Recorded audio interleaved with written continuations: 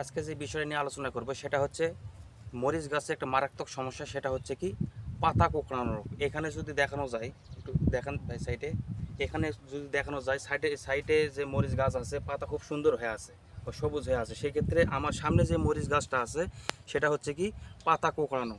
মরিচের মেন সমস্যা হচ্ছে পাতা কোঁকড়ানো। দর্শক, আমি মোহাম্মদ আবু হাসান, আমি মূলত স্মার্ট এগ্রোভেটের মহাদেবপুর টেরিটরিতে আছি। তো পাতা কোঁকড়ানো, এটা কিন্তু অনেক চাষি ভাইরা এই রোগ অথবা এই প্রতিকারটা জানে না যে কি কারণে পাতা কোঁকড়ানো অথবা কুঁকড়ে যায়।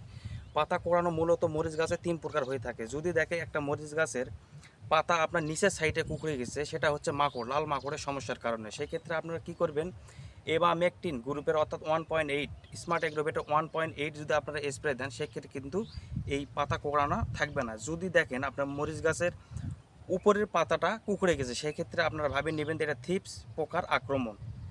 আর যদি দেখেন এই পাতা কোঁকড়ানোর পাশাপাশি হলদে ছোপছোপে দাগ, সেক্ষেত্রে কিন্তু আপনারা ভেবে নেবেন যে এটা ভাইরাস জনিত রোগ। সেক্ষেত্রে আপনারা কী করবেন, স্মার্ট এগ্রোভেটের ইমিডাক্লোরপিড অর্থাৎ স্মার্ট পিট আপনারা যদি স্প্রে দেন, সেক্ষেত্রে কিন্তু এই ভাইরাস জনিত রোগটা কিন্তু থাকবে না। তো দর্শক, আজকের ভিডিও এই পর্যন্তই। ভালো থাকবেন, সুস্থ থাকবেন। আসসালামু আলাইকুম।